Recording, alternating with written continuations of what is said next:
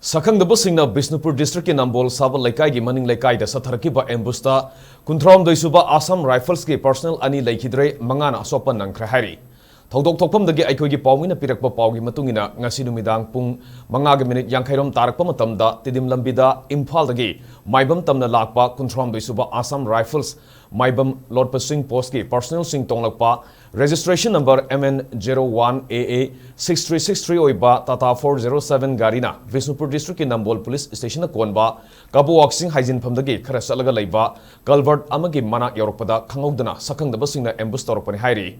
Sakhangdabasingna nongmai round kunlom 407 gari aduda kapsinduna ambush adu sathaki maduda gari adugi mamangda tonglakpa personal ama amadi maningda tonglakpa personal amaga puna personal ani nongmai maruna panbadagi khudakta leikhide gari adugi driver yauna personal mangana Asok nangkhi gari adugi mamang saka animakta nongmai maruna panduna function oikhi soklaba personal sing adu CHC Nambolda puduna first aid piriba matungda makatana laing sathana barims Imphal da puraki hairi adumainamak Leikhidaba amasung soklaba miyoi singi sapsaba mamunga thadi pawsi file toba fawda khamangam kide thodok aduda soklaba gari adu tidim lambida thodok payadana leivana pungja khara chathok chasinda khudong sadaba thoki thodok thokpamda police amade Assam Rifles ki makok thongbo official sing sangsinduna yengsinbaga loinena singnaba mafam singda paksana thiba humbagi thabak sathaba hokre hairi adumainamak hojik phawbi yoinadi mipha mipun yawbagi pawleitri thodok asigi matangda kanagumba lup amatana claim torpasu leitri.